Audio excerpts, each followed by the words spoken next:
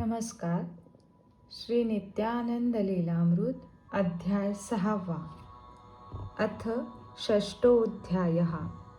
श्री गणेशाय नमः. श्री सरस्वत्यै नमः. श्री सद्गुरुवे नमः. श्री गणपतीसी वंदन. प्रथम करावे ही खूण, निर्विघ्न कार्य व्हावे म्हणून हेची कारण असेवा. तोच आहे बुद्धिदाता, सुखकर्ता, विघ्नहर्ता. चरित्र कथनी कार्य आता, करी रे करी सुखरूप. सरस्वती माझे आई, स्फुरण रूपिणी ज्ञानमयी. वंदन शतशः तव पायी, लेकरू तुझे करीतसे. कल्पना विलास करी निर्विकल्पे, चैतन्यरूपी चिद्रूपे. शांतिदायिनी शांत स्वरूपे, चरित्र कथना येई गे. तव वीणेचा झणत्कार मंजूळ, काव्यशास्त्र शब्द येती झुळझुळ. भावभक्ती ये वेल्हाळ, ओवीमध्ये आपैसे. शुभ्र वस्त्र अलंकारयुत मूर्ती, वीणा पुस्तक शोभे हाती. मुखी झळकते दिव्य कांती, पाहता मन तन्मय हो. माते तूच देसी स्फूर्ती, तुझ्याच कृपे श्री बाबांची कीर्ती. गायीन निश्चये मिटली भ्रांती, मूर्ती तुझी पाहुनी. जय जय जय नित्यानंदा, गाऊ नाचू आनंद कंदा. तुझे चरित्र परमानंदा, जाणणे लिहिणे अशक्य. जरी चुकले झाला अपराध, क्षमा करी रे बाळ अबोध. चरित्र गाणे हाच वेध, वेड्या बाळा लागतसे. बोलू आता पुढती कथा, पळवून लावू सर्व व्यथा. जाऊ वेगे चरितगान, पथा संथ उभा जेथ प्रभू. सीताबाई आणि मुक्ताची सासूबाई, अज्जर कोड रस्ता चालती जाई. मार्गी अश्वस्थस्थळी बाबा पाही, वेगे जाती दर्शना. इतक्यात झाडीतून आला एक, साप वेगे फणा उभारी देख. फणा श्री चरणी ठेवी सुरेख, तटस्थ दोघी पाहती. बाबा विचारी प्रेमी सर्पराजांना, तुझे तीन खुशाल ना. नाग डोलवी आपुला फणा, भीतीने थरकती दोघी. फणा थोपटीत बाबा वदती, दर्शनासी आला ज्ञानी निश्चिती. भयासी न ठेवा चित्ती, निर्भय रहा दोघीही. हळूच नाग जाय तेथुनी, झाडीमधुनी स्वस्थानी. हे दृश्य अद्भुत बघून, दोघींचे नेत्र न मिटती. श्री बाबांचे हास्यवदन, पाहून आले दोघींसी भान. भावे करीती वंदन, जाती आपुल्या मार्गाने. ऐसे अमुचे बाबा असती, अखिल प्राणियांचे अंतर जाणती. नवे अखिल विश्वी वास करीती, वासुदेवच तो जाणावा. सीताबाईंची धाकली बहीण, राहे हुबळी क्षेत्री जाण. श्री सिद्धारूढांचा मंत्र घेऊन, प्रवचन कीर्तन रंगे बहु. ती आली उडुपीला, प्रेमळ अक्काशी भेटण्याला. आग्रह करी घे उपदेशाला, श्री सिद्धारूढ स्वामींचा. सीताबाई सांगे मी समाधानी, श्री बाबाच माझे ध्यानी मनी. तोच गुरु तोच प्रभू मानोनी, मी इथेच सुखरूप. परी भगिनी अत्याग्रह करी, सीताबाई वदे बाबांचे पाय धरी. त्यांची अनुमती घेसी जरी, तरीच मी येईन गे. भगिनी श्रीपाशी जाई लगबगे, आपुला विचार त्यासी सांगे. त्यांच्या अनुमतीसी मागे, उत्साहाने धाकली पै. बाबा शांतपणे वदले पाही, कोठे जाण्याची जरूर नाही. निराश मने आली गृही, सीताबाई स्मित करी. अचानक काही दिवसानंतर सीताबाईंशी बोले विश्वंभर, हुबळी जाण्याची तयारी कर. सिद्धारूढांचे दर्शन घे. आज्ञेपरी जाई हुबळीला, भगिनीलाही अत्यानंद झाला. रोज नेई प्रवचन दर्शनाला, श्री सिद्धारूढ स्वामींचा. उपदेश विधी साहित्य घेऊनी, अक्काशी घेऊनी निघे एक दिनी. प्रवचनानंतर श्रीपाशी जाऊनी, प्रार्थना करी मृदुवचने. या माझ्या वडील भगिनीसी, आपण द्यावे उपदेशासी. हीच विनंती चरणापाशी अनुग्रह करावा. श्री सिद्धारूढ सीताबाईंसी देखत, हसून मृदुवचन बोलत, केव्हाच हिला उपदेश प्राप्त झाला आहे ही थोर. ऐकून या बोलाते सीताबाई गदगद अंतकरणाते. मनोमन श्री बाबा पदांते वंदन करीती झाली. परतुनी आली उडुपीस कथन करी श्री बाबांसी. मंद मृदुल स्मित झळके श्री मुखासी. श्री बाबांच्या पाहा हो. उडुपी मंगळुरी संचार करीती, भक्तांसाठी सर्वत्र फिरती. एक ठाई ना वसती, वायुसम भ्रमण त्यांचे. असेच एकदा पेज माडी गेले, तेथे एक नवल केले. कथा ऐकता मन डोले, सांगू तीच सविस्तर. तेथील कोळी महिला जाती नजीकच्या जंगला. गोळा करण्या पालापाचोळा जळणासी उपयुक्त. अचानक काळा साधू प्रगटला, हस्तस्पर्श करी एकीला. बाई संतापे जाई गृहाला, विदिती केली घंटना. क्रोधे तप्त वडील मंडळी, कोयता सोटा घेऊन आली. लफंगा शोधिती जंगली, शस्त्रे घात करण्यासी. श्री बाबा वृक्षी सुखे बैसले, त्या स्त्रीने त्यासी ओळखले. हाच तो वेडा पीर दाविले, सर्व लोका रागाने. उतर खाली मच्छीमार ओरडती, बाबा शांत चित्ते उतरती.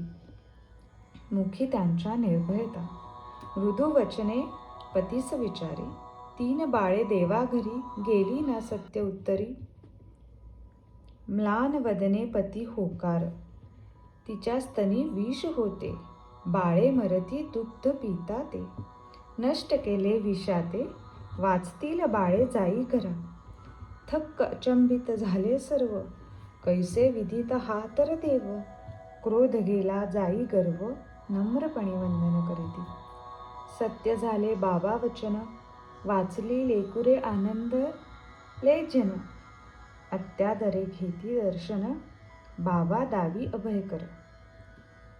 पूर्वी हस्ती कुऱ्हाड कोयते, आले फलपुष्प घेऊन हसते. अंतरी राग द्वेष होते, झाले नम्र प्रसन्न चित्त. लोक गर्दी करीती बहुत, श्री बाबांसी आवडे एकांत. कापूच्या दीपस्तंभी जात, तेथेही जन धावती. उंच शिळे उभे राहिले, खोल सागरी उडी मारे. सर्वजन घाबरले, कुठे मूर्ती दिसेना. समुद्री शोधाया यत्न केला, परी सर्व विफल झाला. निराशे समुदाय परतला, दुःखे आपुल्या गृहासी. दुःखी झाले जन अपार, तोच वार्ता ये आनंद निर्भर. बाबांनी गाठले मंगळूर, हर्षासी न सीमा. एकदा पर्जन्य ऋतू माझी, पूर येई नदीसी पावंजी. बाबा भक्तासवे आले जी, पैलतिरी जाण्यासाठी. होडीवाले घाबरून बोलले, महापुरी होडी न चाले. आमुचे जीव वर न आले, ना काढू होडीसी. बाबा निघाले चालत, पाण्यावरून सहज जात.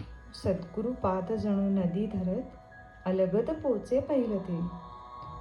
पाहुनी अघटित घटना, जय जयकारे गर्जती भक्तजना. होडीवाले वदती या दयाघना, होडीत न घेतले हळहळती. दीन गरिबांचे कैवारी, बाबा असती खरोखरी. उडुपीमध्ये ख्याती भारी, श्री बाबांची झाली. वृक्ष फांदी बाबा बैसती, व्यथा सांगत जन येती. संकट निवारणार्थ पर्ण टाकती, पर्णे मनोकामना पूर्ण होती. खरे म्हणजे कृपादृष्टी, वाचवी तसे भक्ता संकटी.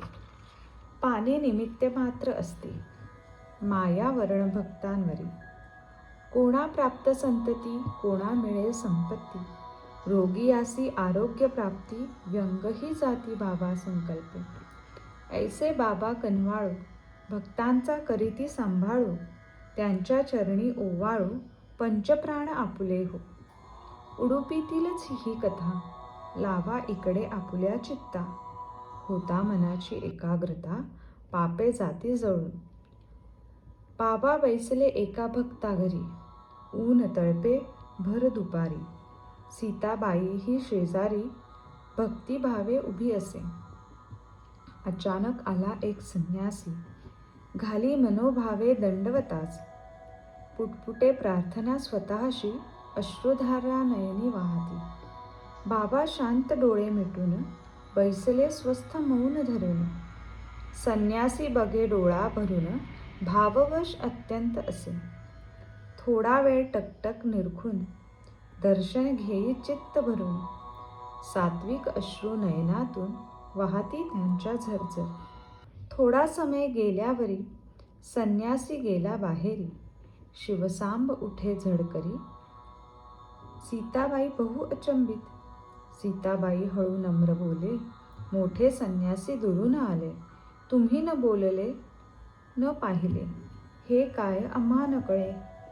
बाबा मुखे वाणी निघाली, हास्य वदने शंका निवारली. ऐकून सीताबाई स्तिमित झाली. ऐका काय वदती ते. संन्यासी शिवदर्शना होता गेला, कैलास मानस सरोवराला. तेथे दिव्य आदेश झाला, दर्शन येथे मिळेल हा. येथे आला भावनिष्ठे, दर्शन घडले त्यासी स्पष्टे. शब्दांच्या पलीकडले ते, बोलण्याची जरुरीच काय. म्हणून वाटे बाबा स्वरूप, कोणते ते न कळे अद्याप. कृष्ण विष्णू सांबरूप, नव्हे नव्हे परब्रह्म सगुण. त्यांच्या लीला असंख्य असत, आतील गाभा कोणी न जाणत. अतिगुप्त भावार्थ, जाणणारे थोडेच पै. आपणासी इतकेच ठाव, श्रीचरणी शरण जावे. नमस्कारावे अनन्य भावे, तूच तू काही करी रे. हळे अंगडी गावी. एक दर्जी, त्यावर झाली श्रींची मर्जी. लंगोटी शिवण्या त्याची अर्जी, बाबांनी मान्य केली. दुकानाबाहेरील वृक्षावर बाबा बसती दिनभर. रात्री दुकानाबाहेर सुखेनैव निद्रा घेती. त्यांना नच निद्रा जागृती, अखंड ध्यानी ऐशी स्थिती. परी पाहिले जनरीती, निद्रा घेती सुखेनैव. रोजचे परी रात्री शिंपी येई, जेवून दुकानी झोपी जाई. बाहेर दार खटखटावी, श्री बाबा अचानकपणे. बाबा वदती घरा जाई, बाप मेला दर्शन घेई. शिंप्यांसी बहु क्रोध येई, जोराने उघडी दार. शिंपी बोले रागवून, आत्ताच पित्यासह केले भोजन, त्यासी कैसे येई मरण. काहीतरी बोलू नको. दार लावणी शिंपी झोपे, लोक आले टाकीत धपापे. उठ रे लवकर तुझ्या बापे, सोडिले प्राण आत्ताची. दर्जेसी दुःख द्विगुणी, एक वडिलांचे मरणी. तुझे बाबांची न ओळखी वाणी. परी बाबा अदृश्य झाले. कोलप्पण्णा नामे कासार, डोंगराजवळ त्याचे घर. तेथे वस्ती करी दिगंबर, जातपात न मानिती. दिवसा डोंगरावरील वृक्षावर वसती त्यांची, मारुती अवतार. रात्री कोळप्पांचे घरी, काठीती प्रेमळपणे. पेज पिऊनी निजे खाटे खाली, अस्पृश्य मुलासवे सकाळी. खेळ खेळे वनमाळी.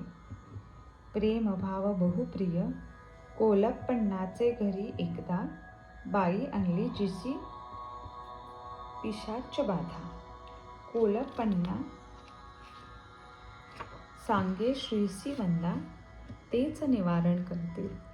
बाईशी बांधून रडत निघाले. नातेवाईक डोंगरी चालले. बाबा जेथे स्वस्थ बैसले, पतित पावन दिनोद्धारक. श्री बाबांशी पाहून समोर, बाई दडदडा धावे अनिवार. हात मारी श्रीमुखावर, बाबा हसू लागले. बाबांनी लहान दगड घेतला, हाताने दूर वर फेकला. आत्ताच जा या घडीला, ऐसे आज्ञापिले. तत्क्षणी बाई बाधामुक्त झाली. बाबांची परमभक्त. बाबा दयाळू प्रेमयुक्त. त्यांची सत्ता त्रिभुवनावर, सकामांची कामना पुरविती. दुःखितांचे दुःख हरती, व्यंगियांचे निर्वंग्य करती, सर्व समर्थ श्री बाबा. मुमुक्षुसी मार्गदर्शक, सिद्ध करीती जे साधक, उद्धरती उपासक, कोणते परी अगम्य सर्व. कधी न करती प्रवचन उपदेश, ध्यान धारणा वर्ग न घेती विशेष. एक खूण एक शब्दास, साधका पुढे नेती. आता अभ्यासू चिदाकाश गीता थोडी, ज्यात भरली अमृताची गोडी. साधकासी नेई पैलथडी, ऐशी श्रींची कृती उक्ती. माझी नसुनी योग्यता, सरसावले सांगण्याकरता. अर्थ लावण्या चुका होता, क्षमा मागते वारंवार. ओम. बाबांची ऐकावाणी, अवधूत इच्छा मरणी. शरीर भावना जाई विरुनी, तुर्यातीत अवधूत. अवधूत आत्मज्ञानी विरक्त, वसती करी जेथ भक्त.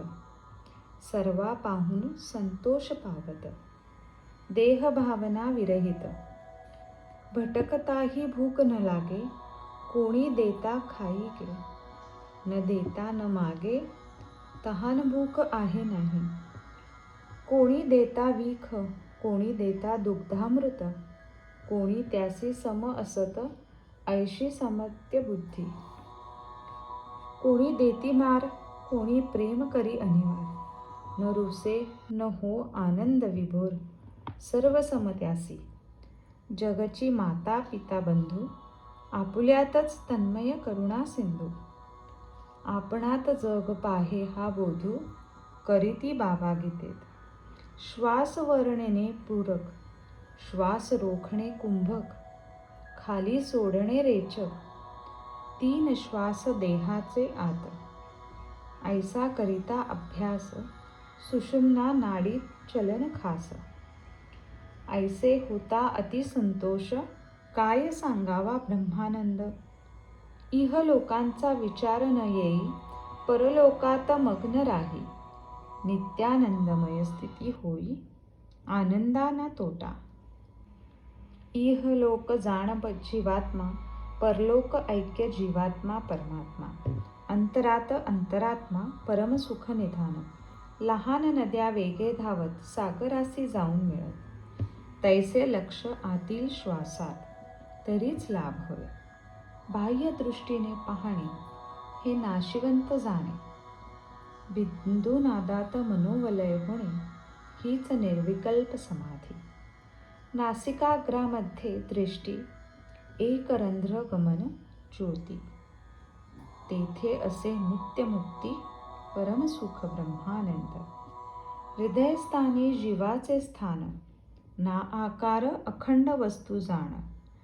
चराचरी पाहणे एक स्थान, हे परस्थान असे. स्थिर स्थानी जाणे वेदांचा करता, जीवन मुक्ती प्रभू सर्व भारित. मनन करी तो मानव देखा, ऐसे समजावी ज्ञाने राणा.